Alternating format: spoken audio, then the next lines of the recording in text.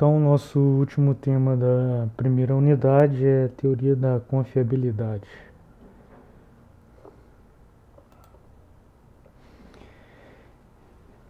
Então, basicamente, a gente vai dividir aqui o conteúdo para o caso de confiabilidade de componentes isoladamente e para o caso de confiabilidades em sistemas. Em cada um dos dois, a gente vai ver para o caso de modelos independentes do tempo e o caso de modelos dependentes do tempo. Então, sobre o conceito de confiabilidade.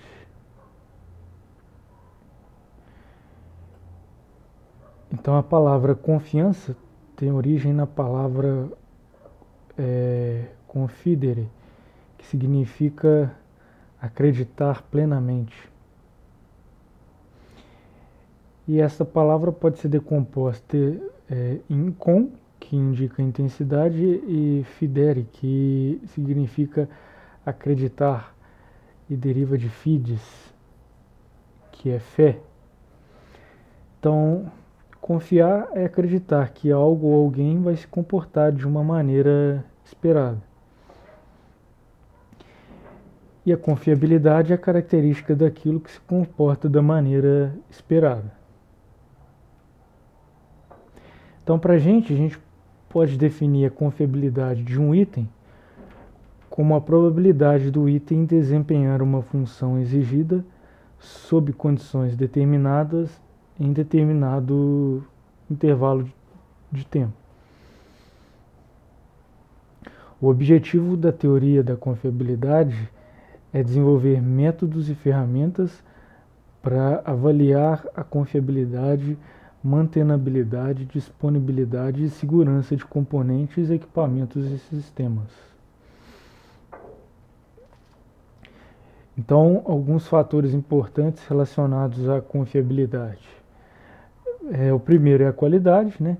A gente poderia entender simplificadamente qualidade como o cumprimento das especificações com a menor variabilidade possível. Disponibilidade, a capacidade de um item desempenhar uma função em um intervalo de tempo determinado. Mantenabilidade, a capacidade de um item voltar a desempenhar as funções exigidas após ser submetido à manutenção. Segurança é a redução ao nível aceitável de condições que possam causar morte, doença ou danos às pessoas ou objetos.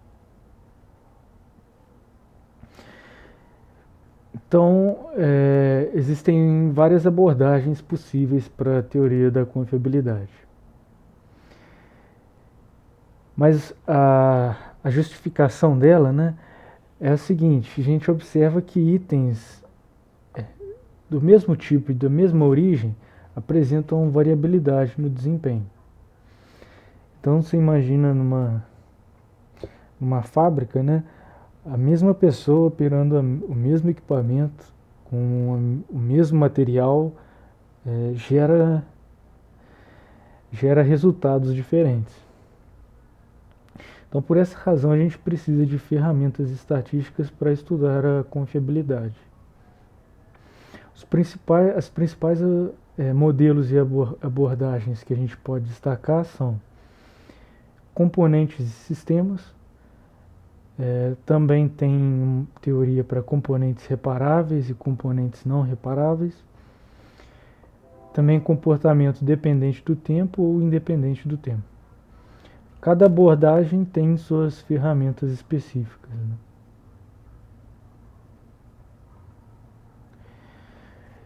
Então, quais vão ser as medidas de interesse para a gente em cada caso?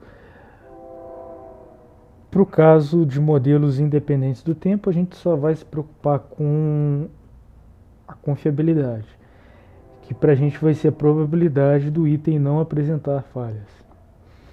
Para os modelos dependentes do tempo, a gente vai estudar o tempo de falha, né, que é o tempo entre o início da operação e a primeira falha.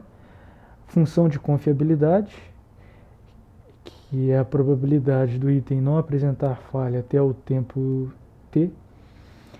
E a função de risco, que é a taxa de falha. Ou seja, a probabilidade de pelo menos um item falhar no tempo t. Então a gente vai começar vendo aqui confiabilidade de componentes isoladamente. E o primeiro modelo que a gente vai ver é o modelo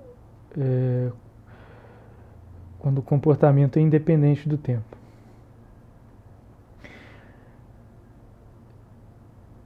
Então, nesse caso, a probabilidade de falha não vai depender do tempo, mas de outros fatores. Então, a gente vai estabelecer um modelo causal para a falha, como uma função de outras variáveis aleatórias.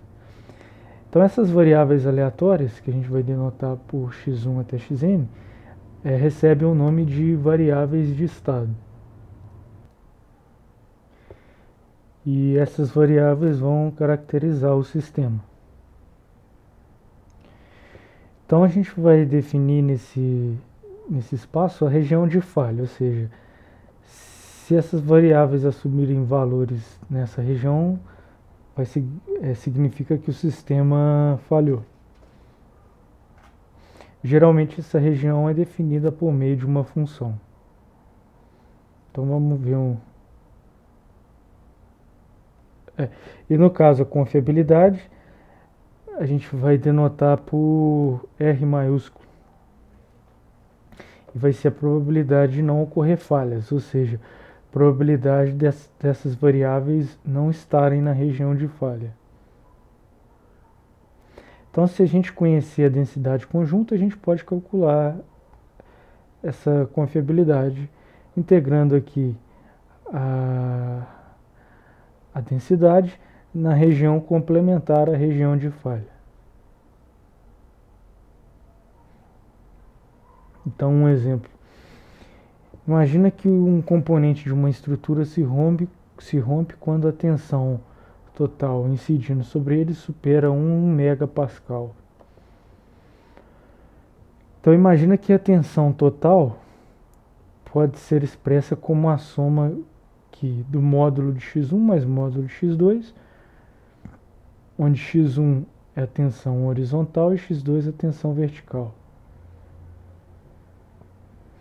Considera ainda que essas duas variáveis têm esta densidade conjunta aqui,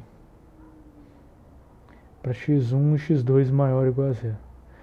Então, nesse caso, qual seria a confiabilidade do componente? Ou seja, qual é a probabilidade desse valor aqui ser menor do que 1 megapascal? Então, nesse caso, a gente tem um vetor aleatório com duas variáveis de estado. Então, nesse caso, a função de falha para a gente vai ser essa função g. A gente quer que essa função seja menor ou igual a 1 megapascal. Aí, quando a gente olha no plano essa região aqui, a região em que o módulo de x1 mais módulo de x2 é menor que 1, vai dar esse quadrado aqui.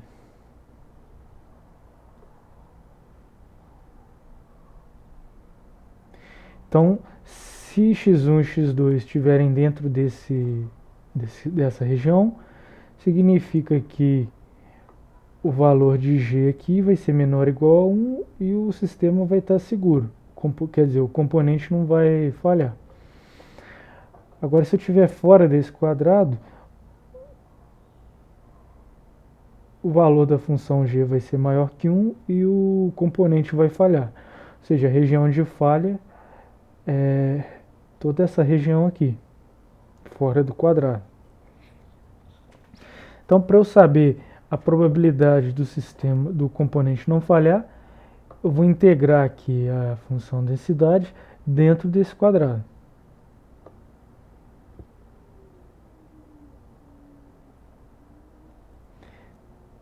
Então, se a gente olhar para a função densidade, ela vai ter essa cara aqui. Ela só é diferente de zero para x1 e x2 maior que zero, e ela vai decaindo exponencialmente. Então ela só é diferente de zero nessa região aqui. Então na realidade a gente só vai ter que integrar essa, essa função nesse triângulo aqui, porque fora daqui ela vale zero. Bom, então se a gente fizer essa conta, a gente vai chegar à conclusão que a confiabilidade vai valer 0,75, ou seja, tem 75% de chance do componente não falhar.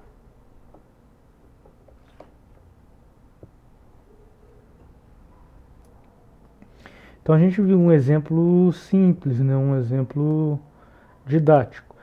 Nos problemas práticos, né, essas funções, tanto as funções de probabilidade quanto as funções de falha, elas são bem complexas, né? Em geral, é inviável a gente tentar uma solução analítica como a gente fez no nosso exemplo. Também é comum que haja muitas variáveis envolvidas, né? Então, no nosso caso aqui, com duas variáveis, a gente integrou essa função aqui no plano. Então, com muitas variáveis, a gente precisar de um espaço de dimensão maior que 2. Felizmente, existem, né, várias técnicas para integrar numericamente, e as aproximações que elas resultam são muito boas, né?